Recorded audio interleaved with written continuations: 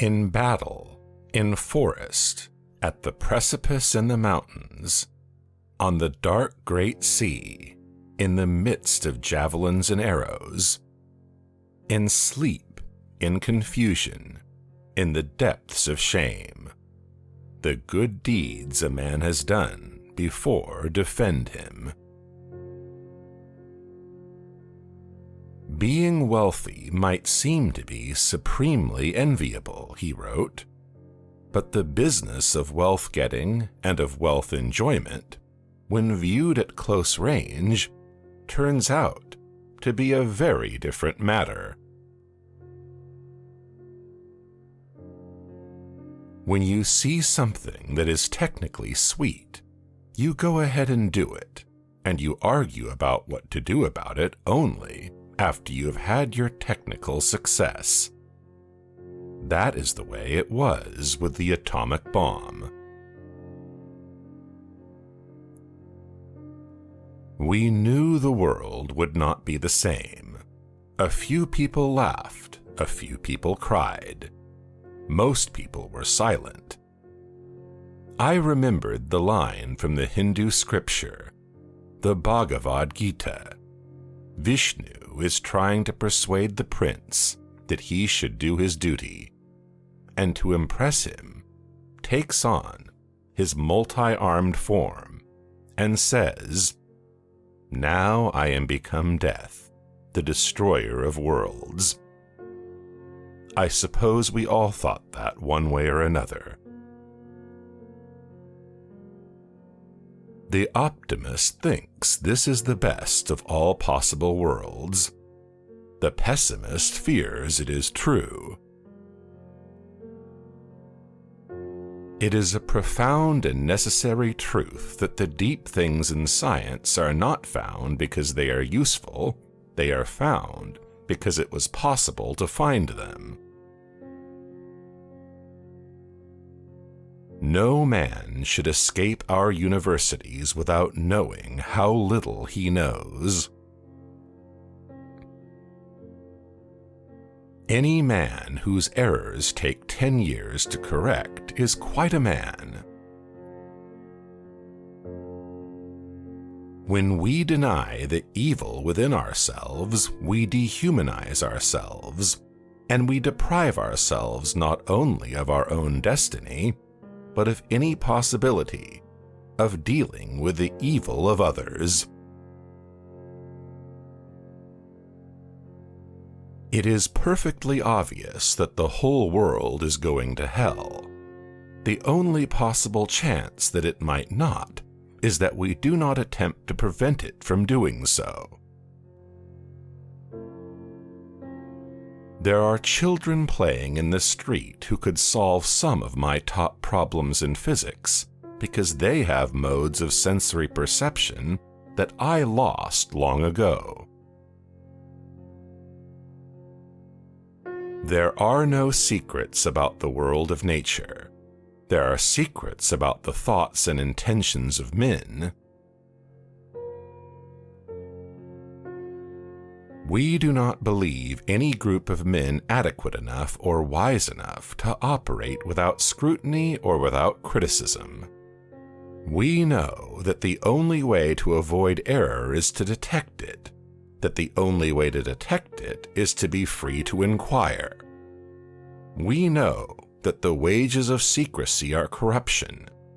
We know that in secrecy, error undetected will flourish and subvert.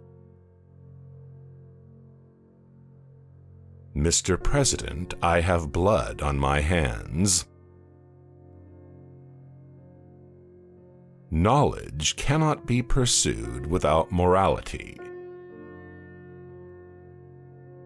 My childhood did not prepare me for the fact that the world is full of cruel and bitter things. Bertrand Russell had given a talk on the then new quantum mechanics, of whose wonders he was most appreciative. He spoke hard and earnestly in the new lecture hall, and when he was done, Professor Whitehead, who presided, thanked him for his efforts, and not least for leaving the vast darkness of the subject unobscured. It was a heroic time.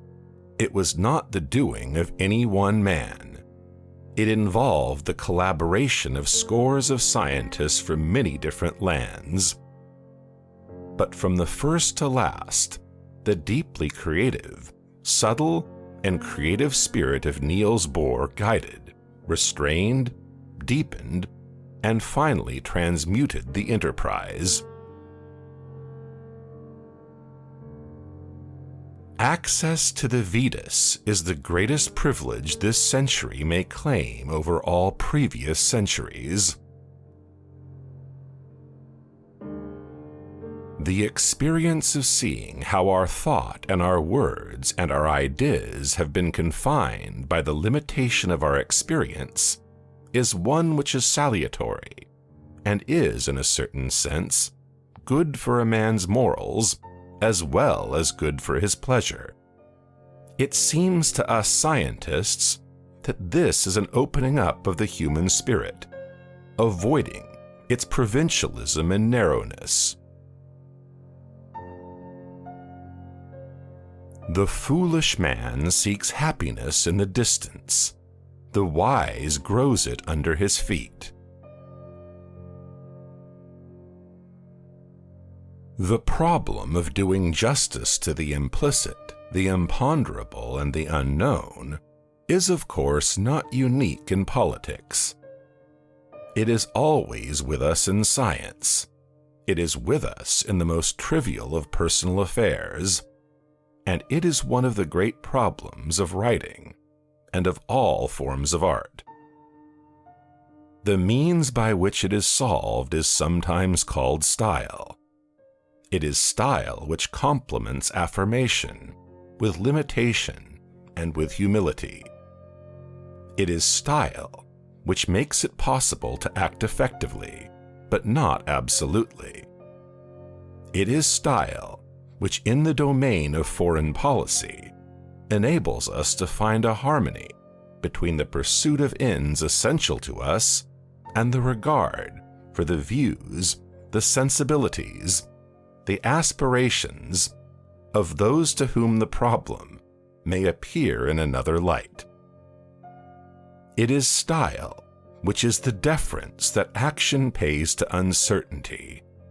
It is, above all, style through which power defers to reason. There is no place for dogma in science. The scientist is free and must be free to ask any question, to doubt any assertion, to seek for any evidence, to correct any errors.